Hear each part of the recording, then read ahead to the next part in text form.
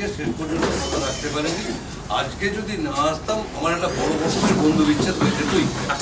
হ্যাঁ, এটুকু নিশ্চিত, সেটা বাঁচানোর জন্য এসেছি। হ্যাঁ, এবার মাইক লাগবে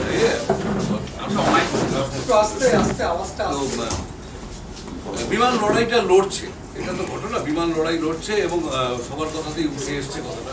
শ্যামলা নিজে যেমন বাস্তব থেকে দেখেছেন, আমি বিমানকে দেখছি বহু বছর, কত বছর হবে সেই জীবনানন্দ সভাঘরে তোমরা কালো মাসের সাথে টিমটাকে পুরস্কার দিলে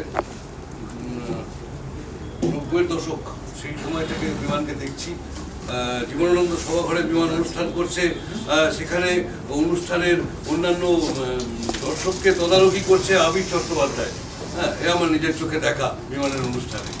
তো সেইখান থেকে এই লড়াইটা চলছে এবং লড়াইটা চলতে চলতে এক সময় ওর সাথে ফোনে কথাও হতো কীভাবে প্রভিডেন্ট ফান্ডে টাকা তুলে ও অনুষ্ঠান করার চেষ্টা করছে, প্রোডাকশন করার চেষ্টা করছে।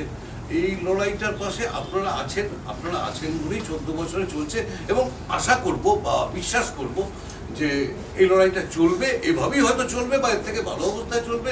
খারাপ হলেও কোনো ক্ষতি নেই, সেখানেও লড়াইটা চলবে, কারণ আপনারা আছেন এবং আপনারা এইভাবেই থাকবেন। ভালো থাকুন সবাই। সঞ্জয়দার কথা